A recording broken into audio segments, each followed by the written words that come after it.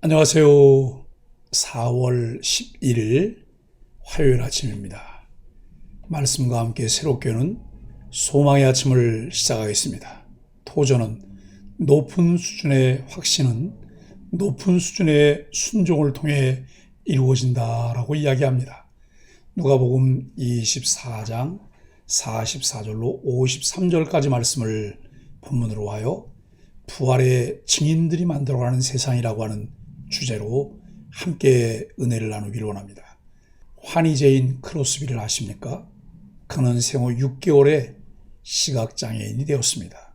그럼에도 오직 믿음 안에서 십자가의 사랑을 묵상하며 92세까지 살면서 8,000편 이상의 찬송시를 지었습니다. 우리가 잘 알고 애창하는 주의 음성을 내가 들으니 예수를 나의 구주 삼고 등 주옥 같은 찬송시를 지으니가 크로스비입니다. 하루는 목사님이 그녀에게 말했습니다. 크로스비 힘내. 나는 너를 위해 늘 기도한단다. 그렇게 능력 있고 믿음 좋은 내게 하나님은 왜 한 가지 선물만 안 주셨는지 모르겠다. 내가 볼 수만 있다면 더 크고 귀하게 쓰임받을 수 있을 텐데 참 안타깝다. 그때 크로스비는 정색하며 말했습니다. 목사님, 그게 무슨 말씀이세요?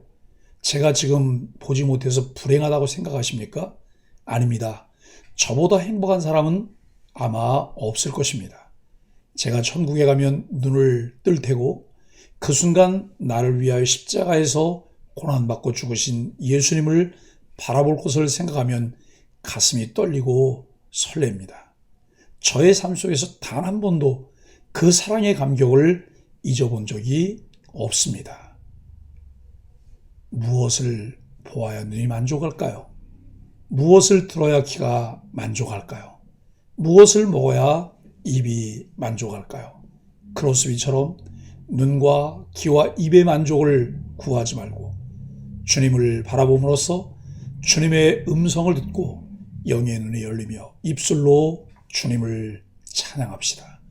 우주 공간에 가득 펼치시는 하나님의 넓은 사랑, 영원부터 영원까지 사랑하시는 하나님의 영원한 사랑, 하나님의 영광 보좌까지 끌어올리시는 하나님의 높은 사랑, 무덤까지 내려가 죽은 자를 살리시고 끌어안으시는 하나님의 깊은 사랑을 통하여 하나님의 충만한 사랑을 체험하시기를 바랍니다.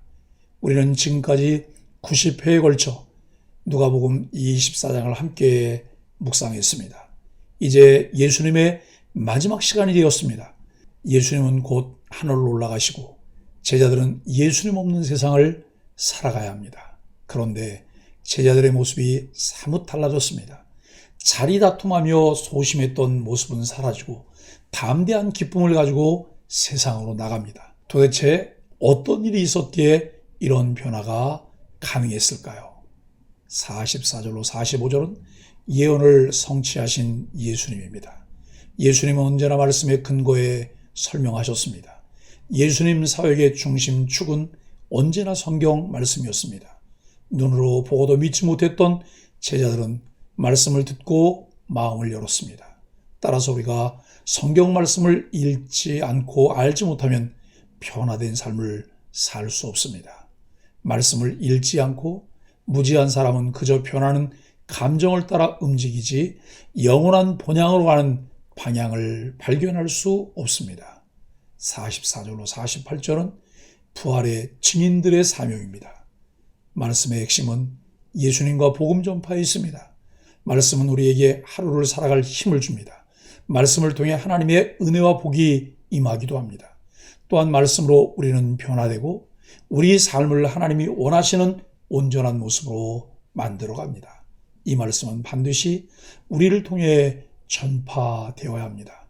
복음을 자기만 소유하고 누리는 삶에 머물러 있다면 그 신앙을 온전하다고 말하기는 어렵습니다. 신앙과 믿음의 활용 점정은 복음 전파입니다. 제자들은 새로운 정체성을 부여받습니다.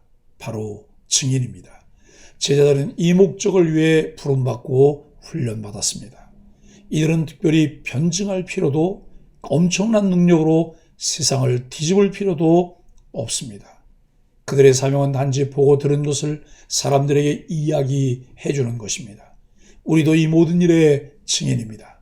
완벽한 논리로 누군가를 설득하거나 엄청난 능력으로 사람들을 감복시킬 수 있다고 생각하지 마십시오. 그저 담담히 하나님과 동행하면서 삶에서 경험한 일들을 다른 사람들에게 알려주십시오. 우리가 해야 할 것도 해야만 하는 것도 이것 이상이 아닙니다. 새로운 정체성에 걸맞는 삶을 위해 증인들에게 필요한 능력이 있었습니다. 그것은 언변도 재력도 신체적 능력도 아니었습니다. 49절 53절은 보혜사 성령님과 만드는 세상입니다. 그것은 위로부터 그들에게 임하는 능력 즉 보혜사 성령님이었습니다. 성령님은 증인으로 살아가는 우리에게 가장 강력한 무기를 주십니다. 아무리 어려운 상황에서도 우리에게 전해야 할 말을 알려주십니다. 그러기에 우리는 위축될 이유가 전혀 없습니다. 복음의 증인인 제자들에게 필요한 모든 것을 성령님이 주시기 때문입니다. 이제 예수님은 떠나십니다. 그런데 제자들의 모습이 달라졌습니다. 숨고 두려워하며 의심하던 모습은 사라졌습니다. 그들은 기뻐하며 찬송하며 성전으로 나아갔습니다. 예수님의 부활에 대한 확신으로 변했습니다. 이제 그들은 확실히 말씀을 알았고 그 말씀을 통해서 예수님을 알았고 그들이 해야 할 일을 알았습니다. 그리고 이들의 경배와 기쁨의 찬송을 통해서 세상은 하나님과 유일하신 구세주 예수 그리스도에 대해 듣게 됩니다.